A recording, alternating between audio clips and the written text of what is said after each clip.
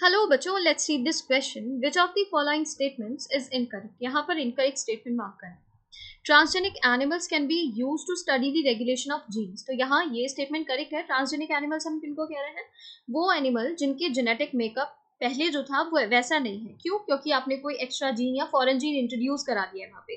तो आपने क्या कर दिया है? डीएनए मेकअप के साथ कोई ना कोई ऑल्ट्रेशन कर दिया है, मैनिपुलेट किया है. तो यहाँ पर आप उसको ट्रांसजेनिक एनिमल कह रहे हैं. ठीक है. अब ट्रांसजेनिक एनिमल्स जो होते हैं ना, इनको बनाया जाता है कुछ स्टडी करने के लिए. तो आप इनके हेल्प से स्टडी कर सकते हैं नॉर्मल फिजियोलॉजी एंड डेवलपमेंट. आप देख सकते हैं कि कैसे जीन रेगुलेट करते हैं, अफेक्ट करते हैं normal functions of the body and its development. ये देख सकते हैं. स्टडी कर सकते हैं ट्रांसजेनिक एनिमल से डिजीजेस को. Transgenic animal are design to increase the understanding of how genes contribute to the development of the diseases. ठीक है, कैसे डिजीज डेवलप हो रही है, कौन सा जीन कैसे डिजीज कराने के लिए रिस्पॉन्सिबल है, वो आप ट्रांसजेनिक एनिमल के हेल्प से समझ सकते हैं. ओके. तो आज जो ट्रांसजेनिक एनिमल्स हैं, मॉडल ऑर्गेनिज्म भी बोल देते हैं उनको, मॉडल बोल देते हैं.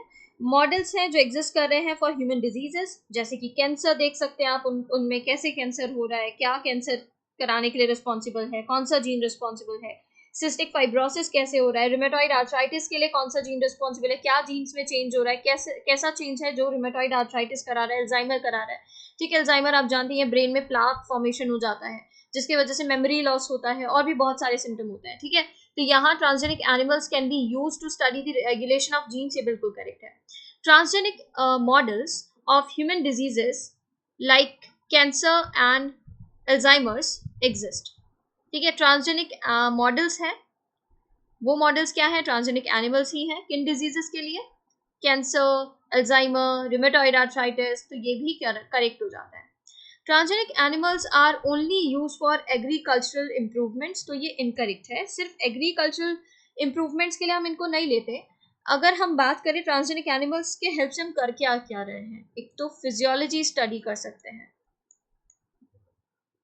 ठीक है, नॉर्मल फिजियोलॉजी स्टडी कर सकते हैं, डेवलपमेंट स्टडी कर सकते हैं. डेवलपमेंट, डिजीजेस की स्टडी की जा सकती है. बायोलॉजिकल प्रोडक्ट्स हम ले सकते हैं. Biological products. ठीक है. कैसे? जैसे कि आप ट्रांसजेनिक काउ पढ़ते हैं, रोजी. रोजी के अंदर ऐसा जीन इंट्रोड्यूस कराया गया जो कि ह्यूमन प्रोटीन बनाने के लिए रिस्पॉन्सिबल है. अब वो रोजी काउ भी जो मिल्क दे रही है वो कैसा दे रही है? ह्यूमन प्रोटीन से रिच, अल्फा लैक्टल एल्बुमिन से रिच वो दे रही है मिल्क. ठीक है. तो आप ये देख सकते हैं. दूसरा आप देखते हैं शीप. ट्रांसजेनिक शीप जो बनाई थी उसके अंदर अल्फा एंटीट्रिप्सिन को सिंथेसाइज करने वाला जीन इंट्रोड्यूस कराया था जो कि एम्फाइसीमा को ट्रीट करने के लिए यूज होता है. ठीक है. तो जो शीप का दूध पिएगा, जो उस मिल्क को कंज्यूम करेगा, आप क्या देखेंगे? उसको साथ ही साथ अल्फा एंटीट्रिप्सिन मिल रहा है, अल्फा 1 एंटीट्रिप्सिन, जो कि एम्फाइसीमा को ट्रीट करने में हेल्प कर रहा है. तो आप देख रहे हैं ना हम कैसे बायोलॉजिकल प्रोडक्ट भी ले पा रहे हैं इससे. वैक्सीन सेफ्टी चेक किया जाता है इससे. वैक्सीन का सेफ्टी, कोई भी वैक्सीन बनती है और मार्केट में लाई जाती है उससे पहले उसकी सेफ्टी चेक की जाती है कि वो कैसे एक्ट करेगा बॉडी पे, कोई एलर्जी तो कॉज नहीं करा देगा, है ना. तो ये सब चीजें चेक की जाती हैं. वैक्सीन सेफ्टी को ट्रांसजेनिक एनिमल पर ही पहले यूज किया जाता है. फिर अगर हम केमिकल सेफ्टी की बात करें, केमिकल टेस्टिंग की बात करें, केमिकल टेस्टिंग. ठीक है. तो केमिकल टेस्टिंग में आप क्या देखते हैं? टॉक्सिसिटी, सेफ्टी टेस्टिंग, ये सब किया जाता है. ट्रांसजेनिक एनिमल बनाए जाते हैं, ऐसे जीन कैरी करते हैं वो कि ज्यादा सेंसिटिव बना देता है उन्हें टॉक्सिक सब्सटेंसेस के लिए. ठीक है. तो यहाँ पर आप क्या देख रहे हैं? Transgenic animals are only use for agriculture improvements. ये इनकरेक्ट है. Transgenic animals help in understanding the biological role of genes in growth and development. ये करेक्ट हो जाता है. बायोलॉजिकल जीन्स जो होते हैं ग्रोथ और डेवलपमेंट में हेल्प करते हैं, उनके लिए हेल्प करेगा. जैसे आप स्टडी करते हैं ना complex factors involve in growth, such as insulin like growth factor.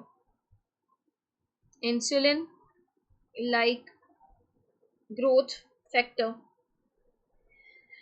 और कैसे करते हैं? By introducing gene from other species that alter the formation of this factor and studying the biological effect that result. ठीक है.